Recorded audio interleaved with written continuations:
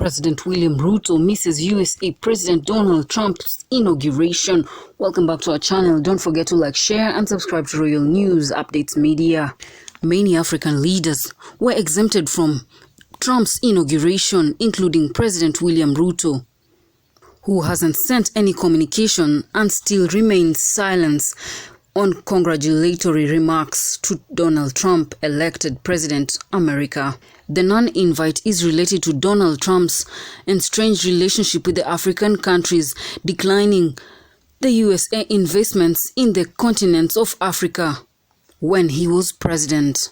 The big question is, why wasn't President William Ruto invited for the inauguration of President Donald Trump of America?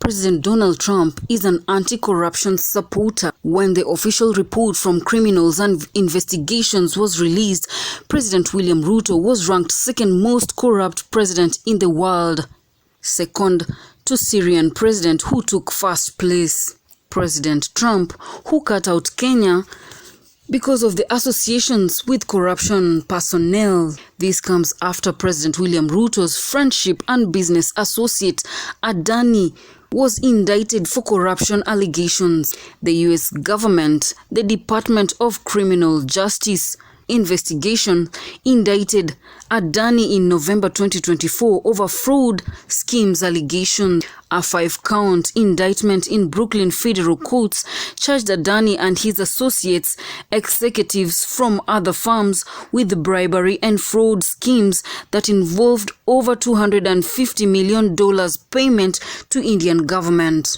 Question marks.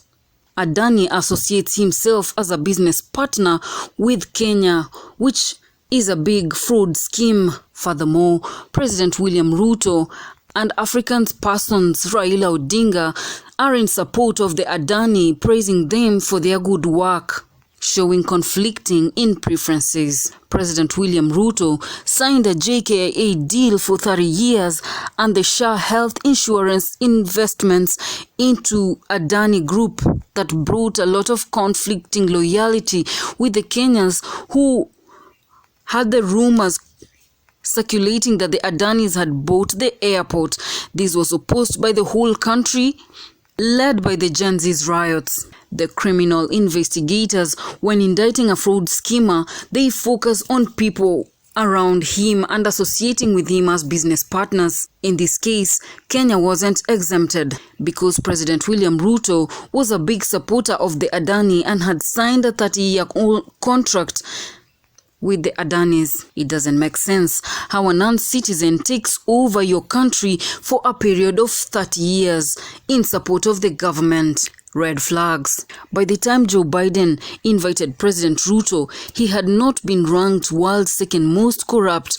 Probably the Criminals Department of Justice and Fraud warned President Donald Trump on Kenya's association with the Adanis. The continuous abductions in Kenya have placed us in a compromising situation. Our former American ambassador Whitman spoke over the alleged abduction. The Interim of America Embassy also pointed on abductions. Definitely Donald Trump had to say no to Kenya, as Donald Trump is a strong human rights supporter.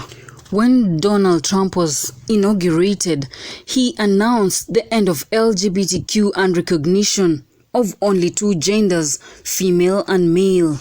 Kenya was getting money for signing the LGBTQ contract and the carbon climates credits, which have been cancelled by President-elect Donald Trump.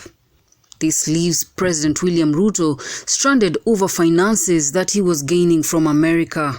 Will America survive the anti-gay sanctions imposed by Donald Trump? Will President Ruto break his silence and congratulate Donald Trump, elected president? Subscribe to our channel for more news updates. Feel free to leave your views on the comments section. JD Ishmaels.